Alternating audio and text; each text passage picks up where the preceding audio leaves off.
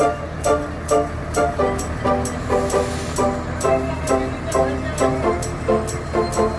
amor, sí, amor.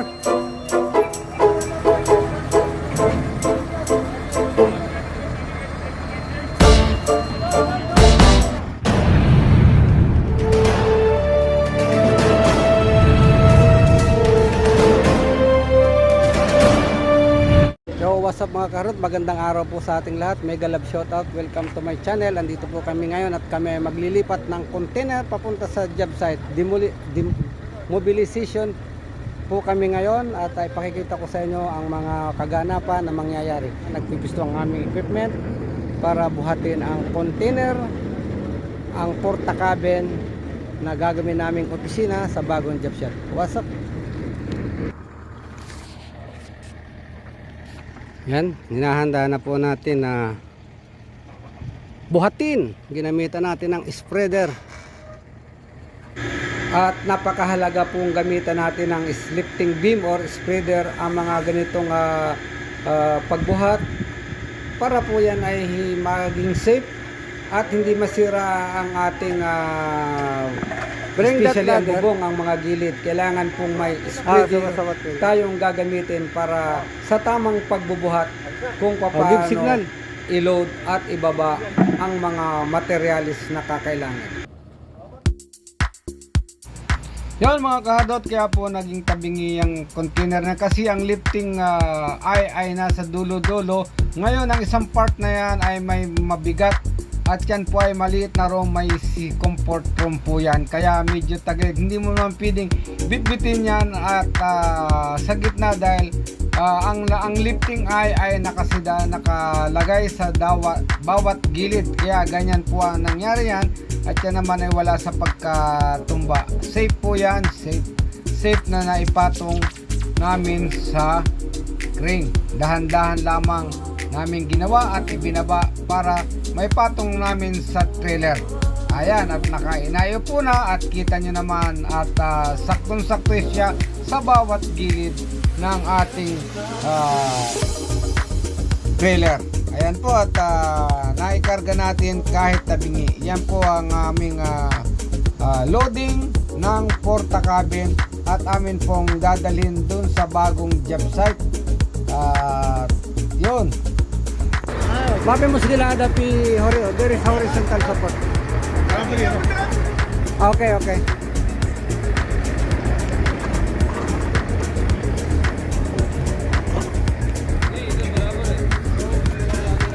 Ayun, ay lipat na. At yan, nabuhat na po namin ang container at going to another job site. A few moments later. So, nandito na yung mga container namin at ibababa namin to maya-maya at may mga kanya-kanyang location na yan kung saan namin nilalagay. Mga location yan. I-update ko na lang kayo mamaya kung papag-paste namin ito ngayon.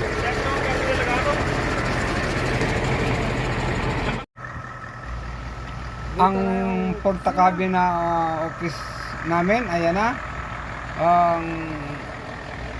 Yan namang isa ay container, gagawin niyang store at Harris room, yang isang ito.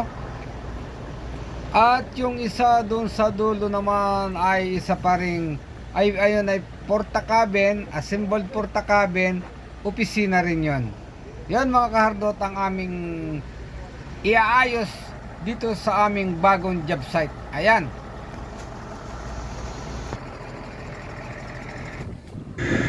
At yan, dumating na ang aming Tadano crane guys. Ayun, makikita nyo. Ayun, ibababa na doon para mabuhat na itong aming mga materials na nandito. Ayan, ang mga water tank at itong tubong ito dapat maalis dito dahil pipistuhan niya ng container ng porta cabin. Kailangan din namin ipapantay itong mga gilid na ito, kaya meron din kami balikat. Ayan, pinapantay niya yung mga gilid dahil ito ay for later ay naman itong gagawing parking area, itong harap ng opisina ay ilalagyan namin ng temporary konkreto. Kaya obligado din natin mabantayan lahat at maayos ang level ng pagtatayuan ng parking area. Tuloy-tuloy po kayo sa ating panunood. At ito na ang pinakahuli, ipipisto natin ang portakabin. Ayan, at kung mapapansin nyo, may mga batong nakakalang dyan. Dyan po ilalapat itong ating portakabin. Yan pong mga batong yan ay obligado pong yan ay nakalibel.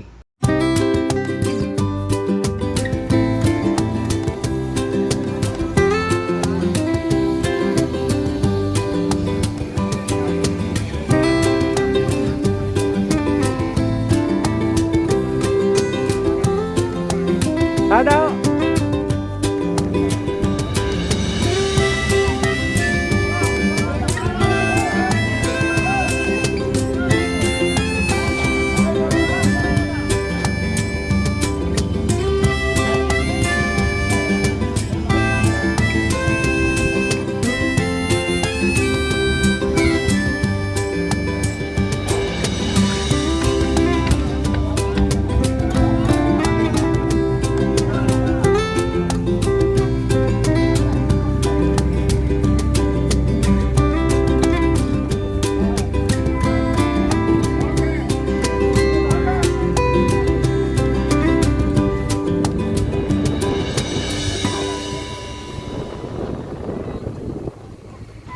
Dahan-dahan lang at kailangang may nakaalalay sa mga gilid ng ating portakabin para maitama at sakto ang nakasintro yung beam ng portakabin dyan sa mga pinaka kalso nya.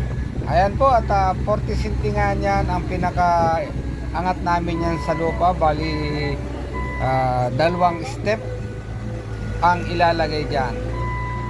Yan, para lusot na lusot ang hangin sa ilalim. Yan po ang naiupo na namin ang portakabin. Ayan, at salamat at maganda at at yun nga mga kahadot, at naikabit na namin lahat. Naibaba namin yung tatlong container, partial pa lang yan, at may darating pang tatlo. Yan pa lang ang naging pagbabago ngayon dito sa aming mobilization. At later i-update ko kayo. Tingnan niyo ngayon ang aming at yun guys, ito na yung aming nagawa ngayon. At aming na bago dito sa aming mobilization. Bali tatlong container yan. Ito yung opisina, yun yung isang opisina, at mayroon pa ditong tatlo, isa, dalawa, tatlo pa ang ilalagay dyan. Yun, at abang-abang lang po sa mga susunod pa. At pinapaintay namin ito. Marami pang kulang dito, at sa bandang huli makikita ninyo. Mungkin bara ada stone? Ada stone bara? Mungkin ada stone bara hena? Kulo ba din? Susi! Ada stone bara hena? Ada kulo? Bagi ada yellow dream. Si badi kalang white puti na stone. Ano ya, ada lagi barada. Badi backside.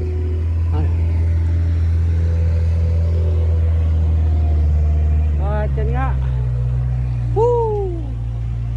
Woo! Yo mga kahadot, talagang medyo mahirap talaga ito ang pag ganitong trabaho, ang mobilization. Kailangan mong kumilos at tingnan ang mga bagay-bagay na gagawin para maiayos. Ayan, at maraming salamat po sa inyong panonood sa video kong ito. Welcome at good luck po sa ating lahat. Bye-bye!